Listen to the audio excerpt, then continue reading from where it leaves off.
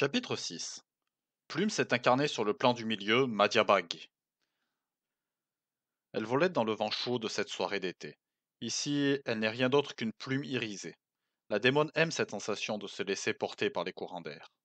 Elle dérive, lentement, sûrement, puis vient se déposer dans les cheveux de Marina. C'est la jeune fille qu'Assembleur avait repérée. Bien que Plume ne puisse pas réellement voir sous cette forme, elle a une parfaite conscience de ce qui l'entoure. Le démon avait raison. Ce visage, c'est exactement le sien. Son double sera parfait. Elle va pouvoir fuir Pandémonium en laissant sa copie vivre sa vie à sa place. Marina sent une plume arriver dans ses cheveux. Elle s'en saisit et la regarde. Elle est drôlement belle avec ses reflets colorés. Aussi, la jeune fille décide de la garder dans ses cheveux.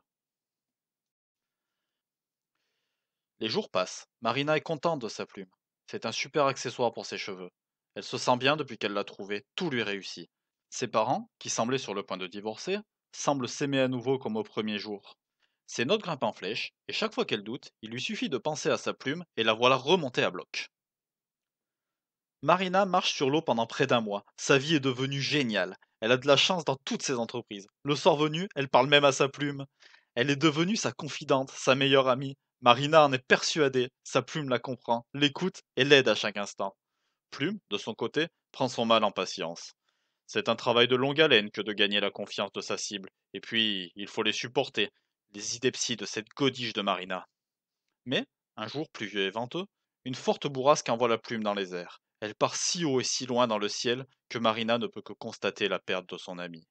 Comme un symbole, au même instant, une voiture passe en trombe dans la rue, trempant la jeune fille.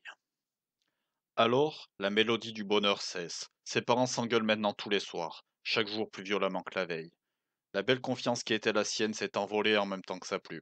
Même sa santé semble se dégrader. Marina ne mange plus, ne dort plus, elle est obsédée par la plume. Ce soir-là, alors que ses parents se hurlent dessus, Marina reconnaît ce reflet irisé dans les cheveux de sa mère.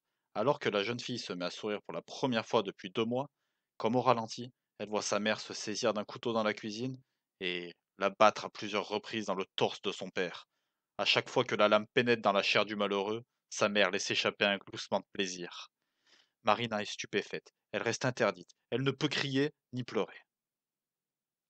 Seul le rire halluciné de sa mère se mêle au râle d'agonie de son père. C'est alors que la jeune fille comprend. Il lui faut sa plume, c'est la solution à tout. L'adolescente s'approche alors de sa mère, qui, allongée sur le flanc, éclate d'un rire dément. Marina prend la plume dans ses cheveux. À cet instant précis, la mère cesse de rire et d'une mine terrifiée, regarde ses mains ensanglantées et lâche le couteau au sol. Marina fuit rapidement, serrant la plume contre son cœur. C'est alors qu'elle l'entend clairement. Sa plume lui parle. Tout est de ta faute. Tu as tué ton père. Il ne fallait pas m'abandonner. À ces mots, la jeune fille se sent mourir intérieurement. La plume avait raison. Tout est de sa faute. Comment a-t-elle pu perdre sa chère plume?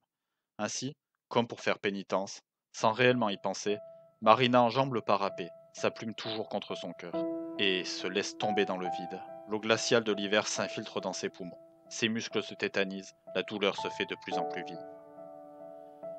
Aux enfers, Plume sort alors de sa transe. Plomb est là, la regardant avec douceur et bienveillance. Plume se redresse alors et déclare. Ah, voilà qui est fait.